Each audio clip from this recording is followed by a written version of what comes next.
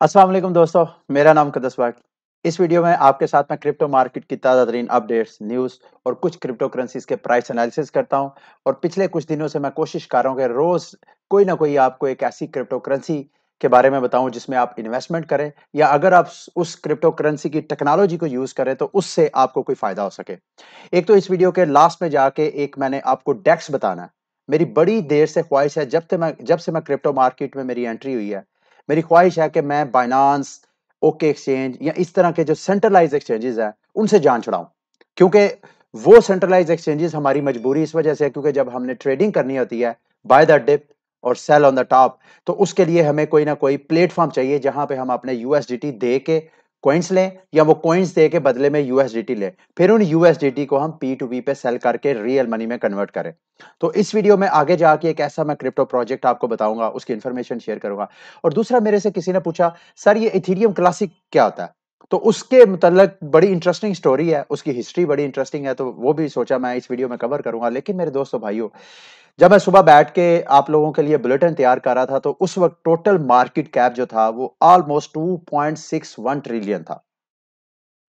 तकरीबन तकरीबन 500 अरब डॉलर जो है मार्केट से एकदम निकाल लिया गया है। और ये किसकी कार्रवाई है? जो कि मैं आप सब मेरे जितने बहन भाई जो मुझे फॉलो कर रहे हैं, मैं अरसे से आपको बताता आ रहा हूं कि मार्केट में जब कभी सारी क्रिप्टो, अगर तो एक आध क्रिप्टो करेंसी अप डाउन होती है तो जाहिर बात है उसकी जो क्रैशिंग की वजह या उसकी स्पाइक की वजह, वो इवेंट्स होते हैं जो सिर्फ उस क्रिप्टो करेंसी से रेलिवेंट होते हैं। और जब कभी पूरी मार्केट, ओवरऑल सारी मार्केट डिप करती है, तो उसके पीछे सिर्फ और सिर्फ मार्केट मैनिपुलेशन होती हैं।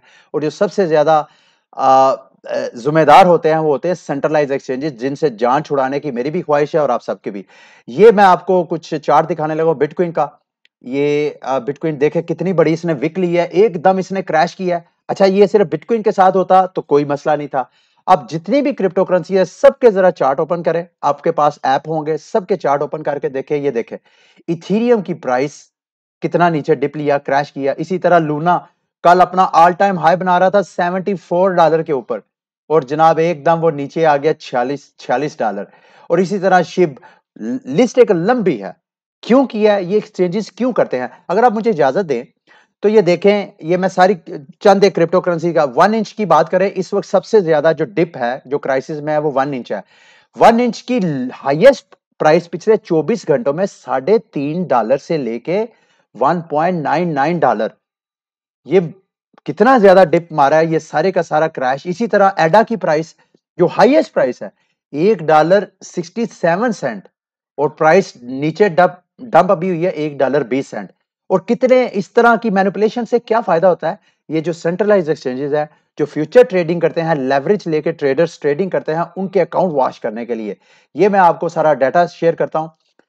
पिछले 1 घंटे में तकरीबन $31 मिलियन के ट्रेडर्स के फंड जो है वो चोरी। और पिछले 24 घंटों में देखें तकरीबन 3,93,000 ट्रेडर्स के अकाउंट वॉश किए हैं सारे सेंट्रलाइज एक्सचेंजेस में। और 24 घंटों में अगर आप देखें, पिछले 24 घंटों में 2.45 बिलियन, $2.5 अरब के अकाउंट जो है वो वॉश किए हैं, लिक्विडेट किए गए हैं। और ये सारे के सारे, ये सारा डाटा है एक्सचेंजेस में। सबसे ज्यादा बाइनांस के ऊपर, जितनी कल की 24 घंटे में लिक्विडेशन हुई है, बाइनांस का उसमें सबसे ज्यादा हाथ है। बाइनांस में जो लिक्विडेट हुए हैं तकरीबन, और ज्यादातर लॉन्ग में हुए हैं। इसमें देखें 94% जो है जिन्होंने लॉन्ग पोजीशंस ली थी, उनके अकाउंट वॉश हुए हैं। और जो टोटल बाइनांस पे लिक्विडेशन हुई है वो 431 मिलियन की हुई है। तो इसी तरह OK exchange, Deribit, Bit Finance, यूबी, बायबिट, बिटमैक्स, ये सारा। तो ये मेरे दोस्तों भाइयों, ये मार्केट मैनिपुलेशन है। लेकिन इसका ये कतन मतलब नहीं है कि मार्केट में बैरिश सेंटीमेंट नहीं थे। और क्या मार्केट नीचे और भी जा सकती है? मेरी नजर में मार्केट अभी क्राइसिस में रहेगी। उसकी वजह यह है, कोविड का वेरिएंट आपको याद होगा, मेरा ख्याल है मार्च 2020 की बात है, जब कोविड एकदम मार्केट में आया तो पूरी जो फाइनेंशियल मार्केट है पूरी दुनिया की, वो सारी एकदम डंप हो गई। और उसके साथ साथ जो है क्रिप्टो मार्केट भी अच्छी खासी क्रैश की। सेम इसी तरह का ये जो नया वेरिएंट आया है ओमिक्रॉन, उसके मुतल्लिक एक मार्केट में दोबारा फट है और दुनिया की सारी स्टॉक एक्सचेंजेस, सारी फाइनेंशियल मार्केट जो हैं इस वक्त पैनिक की सूरत हाल में है। तो ये क्रिप्टो मार्केट कैसे मेरे दोस्तों भाइयों इससे पीछे रह सकती है? और खौफ दोबारा यही है कि शायद इस नए कोविड के वायरस की वजह से मार्केट इतनी ज्यादा पैनिक हो जाए और एकदम फिर सारी दुनिया में लॉकडाउन वगैरह ना लगने शुरू हो जाए, तो इस वजह से मार्केट में पैनिक है। लेकिन मेरे दोस्तों भाइयों, मेरा लास्ट एक्सपीरियंस यही कहता है कि मार्च में जब सारी मार्केट डिप कर रही थी, क्रिप्टो मार्केट भी डिप की, लेकिन कुछ माह बाद क्रिप्टो मार्केट ने इतना ज्यादा हाइप ली, एक पैराबोलिक ग्रोथ हुई उसमें, क्योंकि जो इन्वेस्टर्स थे, जो खौफजदा थे, उन्होंने वहां से दूसरे फाइनेंशियल सेक्टर से पैसे निकाल के क्रिप्टो मार्केट में पैसे डाले थे।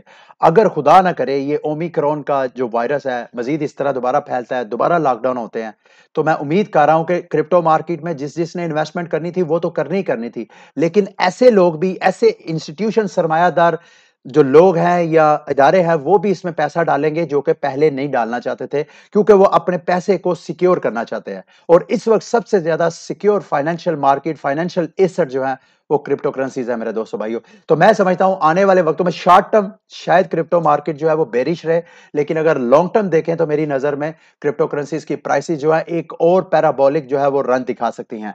अच्छा, अगर आप लोगों ने मैंने इस मार्केट में बीटीसी का एनालिसिस नहीं करना, मैंने इस मार्केट में मैंने इस वीडियो में नहीं करना, उसकी वजह यह है कि उमैर मुनीर ने बड़ा अच्छा एनालिसिस किया है। ये उमैर मुनीर ने रात को वीडियो अपलोड की थी और उमैर मुनीर ने रात को वीडियो मैंने उसकी देखी, मुझे बड़ा अच्छा लगा एनालिसिस। उसने ना सिर्फ बीटीसी का एनालिसिस किया बल्कि बाइनांस का भी, बीएनबी का भी एनालिसिस किया।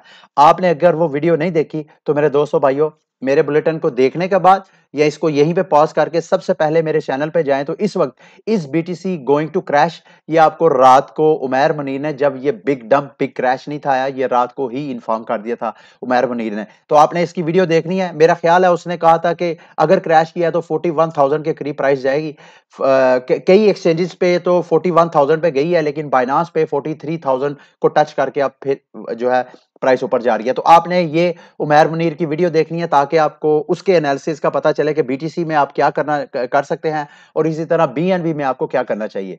अच्छा, आगे चलते हैं। मोबॉक्स की सेम उसी तरह विक आप देख रहे हैं कैसे मार्केट, कल मैंने आपको बताया कि मार्केट अगर आपने मोबॉक्स बाय नहीं किए हैं तो आप यहां पे बाय करें, और उसके बाद मैंने आपको कहा कि नेक्स्ट आपका बाइंग ऑर्डर जो है वो $8.20-30 हो सकता है। लेकिन इस मार्केट क्रैश, इस मार्केट मैनिपुलेशन की वजह से इस स्ट्रॉन्ग सपोर्ट को भी मोबॉक्स की प्राइस जो है वो ब्रेक करके नीचे आ गई है। ये देखें यहाँ पे $6.48। कुछ खौफे खुदा करे, मार्केट कहां $10.23 से डंप करके नीचे आ गई है $6.48। तो मेरे दोस्तों भाइयों, अगर मैं नहीं समझता कि इस वक्त जो मार्केट में पैनिक की सूरत हाल है उसमें इस वक्त आपको मोबॉक्स बाय करना चाहिए, और अगर आपने बाय किया है, बेशक $10 से बाय किया है, तो आप डरे घबराए नहीं। मैंने भी इसके ऊपर प्रोजेक्ट जो है इन्वेस्टमेंट करके बड़ी देर का होल्ड करके बैठा हुआ था। स्टार्ट में जब लास्ट टाइम इसकी ये देखे $10 के करीब इसकी प्राइस आई थी अगस्त में, तो अगस्त, नवंबर, दिसंबर के मैंने भी इसमें इंतजार किया। तो आप इंतजार करें, परेशान ना हो, मुझे पूरी उम्मीद है कि इनकी इसकी प्राइस जो है वो ऊपर जाएंगी। इसमें मैं कॉन्फिडेंट इस वजह से नहीं हूं, ये इनकी एक स्टेटमेंट इन्होंने जारी की है। As many of you experiencing dear Moboxers, इन्होंने अपनी कम्युनिटी को इन्फॉर्म किया है कि जो बाइनांस के साथ इन्होंने एक्सपीरियंस किया मोमोवर्स का, वो एक्सपीरियंस 12 घंटों के अंदर अंदर ही बहुत से ग्लिचेस, बहुत सी प्रॉब्लम्स को नुमाया कर गया। लेकिन उस वजह से इन्होंने कहा कि आर्जी तौर पे हम बाइनांस के ऊपर जो अपना मोमोवर्स है, जो बाइनांस मिनी प्रोग्राम है, उसको हम पेंडिंग पे डाले हैं जब तक कि हमारे वो सारे इश्यूज जो हमें एक्सपीरियंस हुआ है उसको रिजॉल्व नहीं कर देते।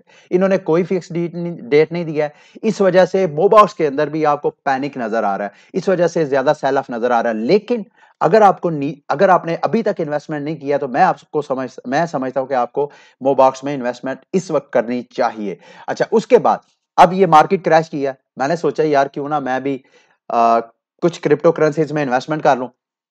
मैं गया जी बाइनांस के ऊपर। इस वक्त जरा 1 USDT टू PKR अपने गूगल में, अपने मोबाइल पे जरा लिख के देखें तो आपको जो इंटरबैंक प्राइस है, तकरीबन जो गूगल आपको प्राइस देगा वो तकरीबन $177 है।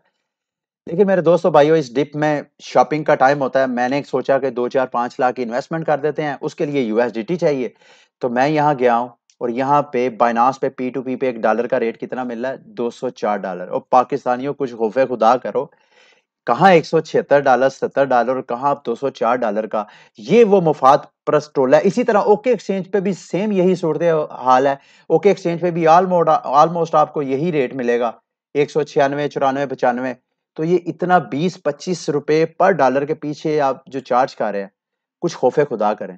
और ये इस वजह से हो रहा है मेरे दोस्तों भाइयों, अगर आप लोगों को नहीं पता, अगर हमारे सेंट्रलाइज जो बॉडी है, जो सेंट्रल बैंक है, अगर वो अपना सीबीडीसी लॉन्च करे और इन एक्सचेंजेस को, कॉइनबेस, ओके एक्सचेंज या जो एक्सचेंज पाकिस्तान में काम करना चाहती है, उनको कहेंगे भाई पाकिस्तानियों को अगर आपने ट्रेडिंग फैसिलिटी देनी है तो ये हमारा सीबीडीसी जो है उसके जरिए फैसिलिटेट करें। एक तो हमें dollar rate as a user, as a crypto investor, dollar rate भी हमें वही मिले जो कि हमारा रियल रेट है, और दूसरा इससे हुकूमत जो है वो टैक्स भी जनरेट करे, ताकि जब कभी हम सीबीडीसी से रियल मनी में पैसे कन्वर्ट करें तो उस पे हुकूमत पाकिस्तान 1%, 2% हमसे टैक्स ले सकती है।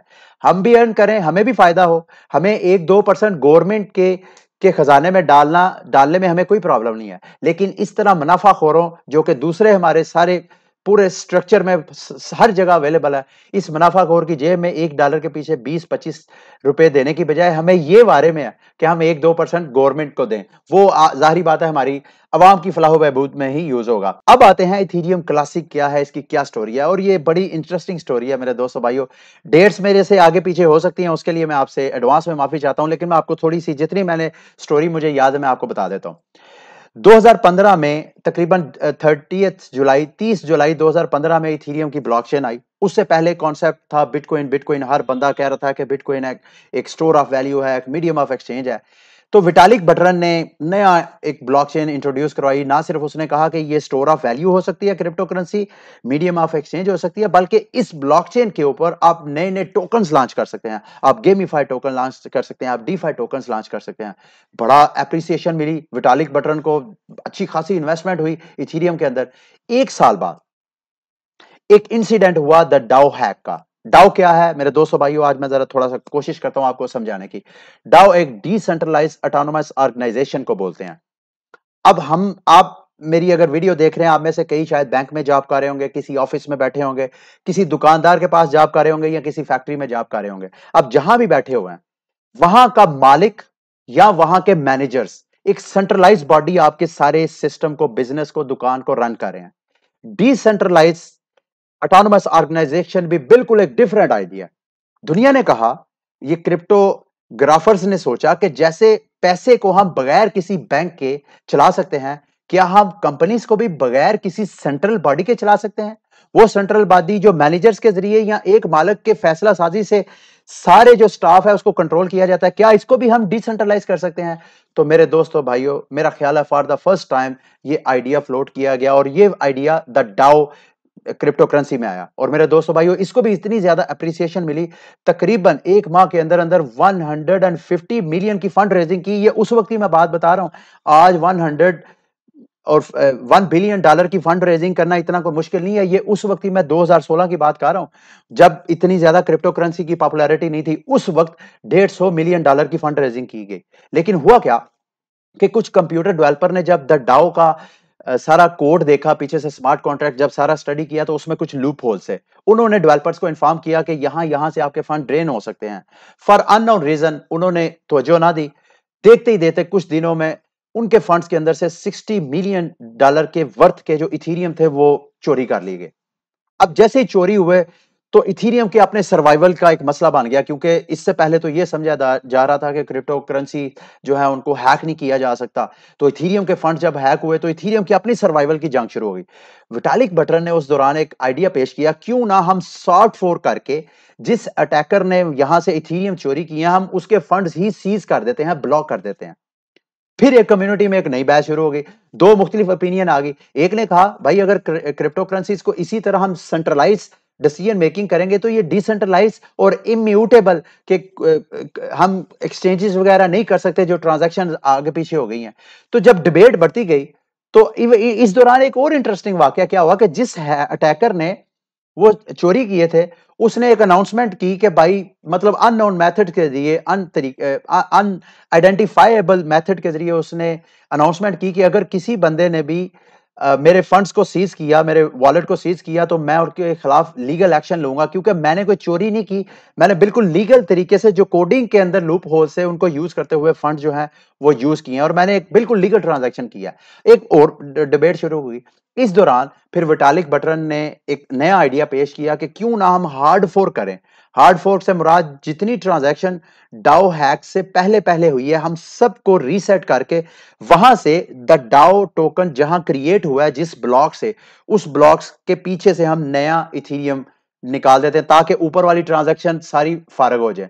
और इस तरह जो डाओ के इन्वेस्टर्स हैं उनको उधर जाके हम टोकन दे दें, उनके जो टोकन है वहां हम ट्रांसफर कर दें, तो उससे कम्युनिटी है वो डिवाइड होगी।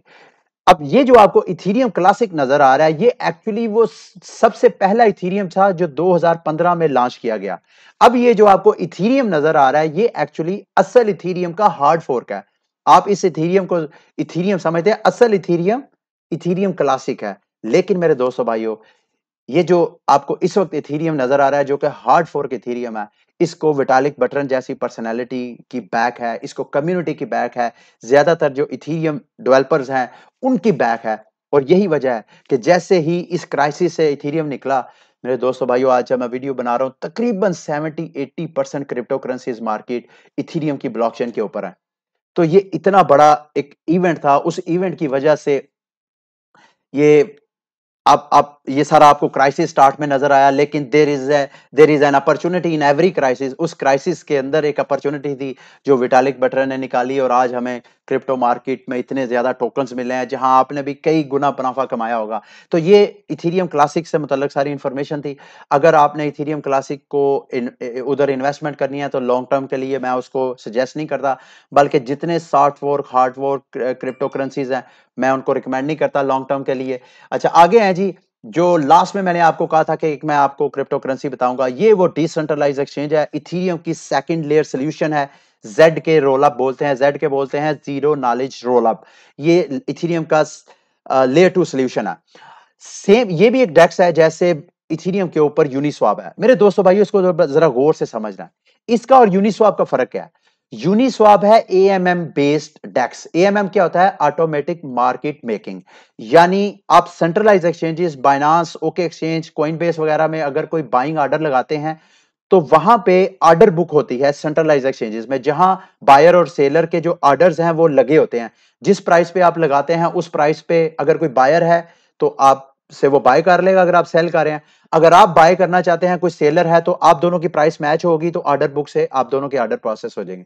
ये जो डिसेंट्रलाइज एक्सचेंजेस होती हैं, इसमें ऑर्डर बुक का कोई कॉन्सेप्ट ही नहीं था। इसमें ऑटोमेटिक मार्केट मेकर जो इन्वेस्टर्स होते थे वो लिक्विडिटी प्रोवाइड करते थे। फॉर एग्जांपल, अगर आपने बीएनबी बाय करना है तो बदले में आपने यूएसडीटी देना है, तो पीछे कोई ना कोई इन्वेस्टर है जिसने बीएनबी और यूएसडीटी की इक्वल क्वांटिटी, यानी $100 का यूएसडीटी और $100 का बीएनबी, उसने लिक्विडिटी प्रोवाइड की है। अब उस लिक्विडिटी पे जैसे ही मैं ऑर्डर लगाऊंगा, तो मेरे फंड जो है यूएसडीटी उसके अकाउंट में चले जाएंगे, उसके अकाउंट से बीएनबी मेरे अकाउंट में, तो लिक्विडिटी से ऐसे आ जाएगी। अब ये जो लूपरिंग है, सॉरी मैं आपको शायद बोर कर रहा हूं, ये लूपरिंग जो है, ये ये एक ऐसा डिसेंट्रलाइज एक्सचेंज है जिस पे ना सिर्फ एएमएम है यानी ऑटोमेटिक मार्केट मेकर है, बल्कि मेरे दोस्तों भाइयों, हैरान कुन तौर पे मैं जितना इसको स्टडी कर रहा हूं मैं उतना ही सरप्राइज हो रहा हूं, बल्कि इसमें ऑर्डर बुक भी है।